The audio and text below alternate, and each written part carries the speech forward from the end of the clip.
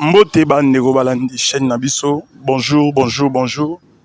Awa tozana nzela. Toni totala lupango moko nayebi ke ebele bo sepela nango. Tozo pusana kala te tokota. Donc total lupango moko ezana 3 portes à locataire. Donc ndenge vraiment bolingelaka ekotisa mo $400 moko. Tolinga bon tokota na lupango to laksa libanda sima. Voilà, donc à toi dans 4 lupango. Donc lupango yango yango yo. A totala tozobanda na aux toilettes. Donc lupango ebanda na toilette. Et au côté na gauche, les ana toilette yango yo. To relaxa pe na kati. Voilà. Donc ils sont propres, ils sont propres. Ils ont pour 2 portes, et pardon pour 3 portes. Donc ils ont douche toilette. Bon monique ils ont soin. Ils ont vraiment propre. Donc baza awa beningo le bagay baza soin. Et puis toujours poussana à toi na pompe. Donc entre jusqu'à l'entrée et au côté pompe. Donc awa ko signaler que car et côté très bien. Donc à 3000 tout que côté awa le pan ils ont monene. Voilà porte al bosso yango ils ont 2 chambres salon. 2 chambres salon, cuisine, plafond carreau. Donc carreau plafond.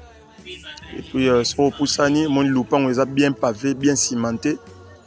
Ensuite, oui, deuxième porte du sous-sous. Mon bimana a boito filmé talarara. Ils appellent sous 2 chambres salon. Et puis au Yasuka, ils ont studio. Porte à rouge, ils ont studio. Donc le pan yango moni mututu. Ah linga qui était filmé wana. Donc le pan est bien. Le pan est bien. Ils ont propre. Ma belleté nion sur ciment na ciment na ciment. Na kati ya lupango. Donc lupango eza bien. To évoluer, to bimati libanda to tala. Donc lupango oyo porte il y a 2 chambres salon, voilà et bafutara $50 carreau plafond. Et puis deuxième porte sous auto laksaki madame wana ndeko bimazo komba wana. Ils a 2 chambres salon. Toujours $150. Studio oyo bafutara $50 et pardon $60. Et puis maison commerciale Moïsa Ndenga Libanda bafuta $40. Donc oh épée sabiso une affaire il y a $400 le mois. Donc une affaire $400 le mois. Pangu bachang babandi yango $52,000 à discuter. Le pangu a $52,000 à discuter. Donc revenu mensuel déjà dans le lobby écoute ça à 400. Le pangu baché $52,000 à discuter. Le pangu oyo ezana commune Ngaliema. Commune Ngaliema non loin il y a Prince DGC. Donc il y a Ngaliema Mbinza zone non loin il y a DGC. To Malibanda to Laxa. La maison commerciale en Libanda. Où il peut sa image toujours il y a le pangu vraiment juste un dingue les allées. Donc le pangu est bien. Emplacement est bien. Ils ont vraiment musika makasité na makadam. Tobi malibanda. Voilà, libanda nango yango donc balaba les a libosi za ba maison commerciale donc ils a le pango moko eza place moko eza en tout cas commercial bomona ba maison commerciale ba maman ba oteka libanda. Donc ils eza moko eza vraiment mouvementé. Sika moko donc moni voilà, avenue continuer au eza terrasse eza likolo wana dans le pango yango eza ki le pango mobimba ba morcela par 10. Donc partout etikali eza lokola 10 mètres sur 15. Donc portail grise moni madame wana koti donc le pango ebandi kobanda place camarade wana bimi place portail soki kotoyo ozongi ti mois liboso na maison commerciale où eza na place ba oteka ba sac. Voilà maison commerciale yango place ba oteka ba sac. Donc mon affaire wana ndanga bimi a oketi na maison commerciale wana.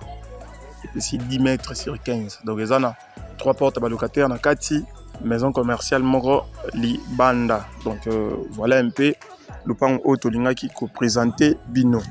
Commune ya Ngaliema Mbinza Ozone non loin il y a DGC.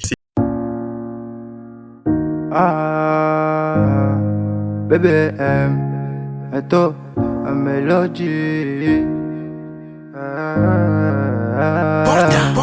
Oji mamacita, Oji mamacita, tu demandes de qui, de moi, de nous, pour toi j'tire des cimasa.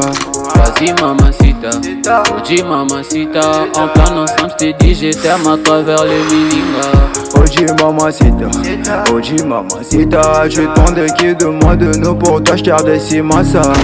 Oji mamacita, Oji mamacita, en plan ensemble j't'ai dit j'étais à travers les milingas. Quand j'pense à toi j'suis pas allé, j'suis BG encore.